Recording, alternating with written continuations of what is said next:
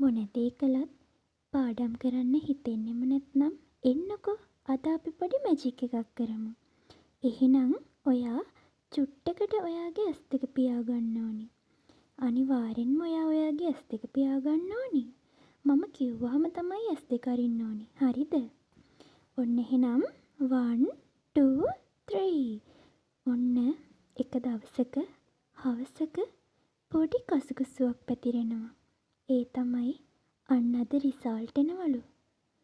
පපුව මැද්දෙන් සීතල හුළඟක් යනවා වගේ දැනෙනවා. මං හොඳට ලිව්වා නේද? අනේ මන්දා මොනවා වෙයිද දන්නේ නෑ. දැන් නම් කකුල් දෙකත් වෙවුලනවා වගේ.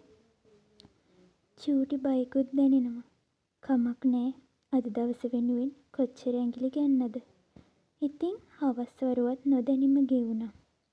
ඒ දේ අමතක කරලා ඉන්න හදනකොටම 2026 වර්ෂයට අදාළ අපස උසස් පෙළ අපස සාමාන්‍ය පෙළ ප්‍රතිඵල අන්තර්ජාලයට නිකුත් කෙරුණි. www.donets.lk යන විභාග දෙපාර්තමේන්තුවේ නිල වෙබ් අඩවියට පිවිසීමෙන් දැන් ප්‍රතිඵල ලබාගත හැක. ඒ බ්‍රේකින් නිවුස් එක ඇහුන වෙලාවෙ ඉඳලා අම්මේ මගේ විභාගාංකිකෝ ඔන්න ගෙදර හැමෝම ඔයාගේ වටේට ලං වෙනවා. ඔයාගේ අත් දෙක වෙවුලනවා. ඔයා ඔයාගේ විභාගාංකේ වැරදියි කියලා බයට හීන් සීරුව ටයිප් කරනවා.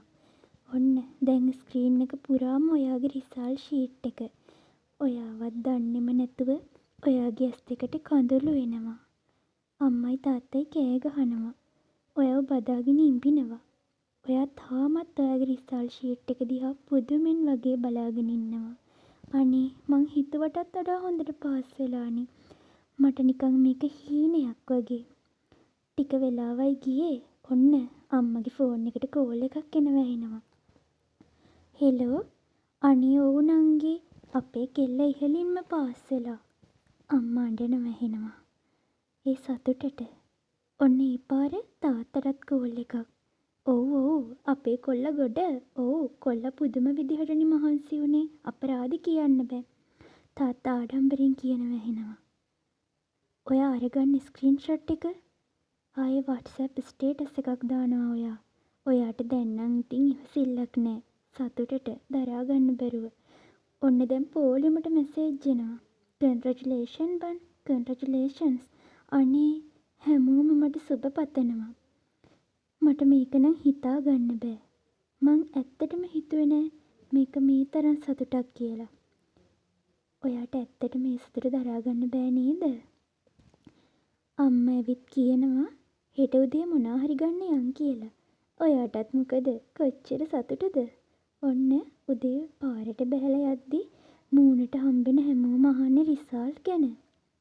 ඔයා නෙමෙයි ආඩම්බරෙන් උත්තර දෙන්නේ. ඔයාගේ අම්මා. ඔන්න එහෙනම් ඔයාට දැන් පුළුවන් ඇස් දෙක අරින්න.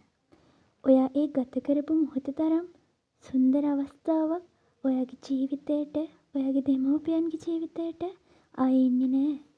ඒ සතුට විඳින්න ඕනි කියලා ඔයාට හිතෙන නේද? ඇත්ත. ඔව් එතන තමයි ඔයාගේ හැරවුම් ලක්ෂය. ඔයා අදම පටන් ගත්තත් මේ දවස මේ විදිහටම විඳින්න ඔයාට පුළුවන්. පාඩම් කරන්න හිතෙන්නේ නැතුව හිත අරමුණක් නැතුව ඔහේ යන වෙලාවක ආපහු අහන්න. දැන් ඉඳලා සතුටින් වැඩ පටන් ගන්න.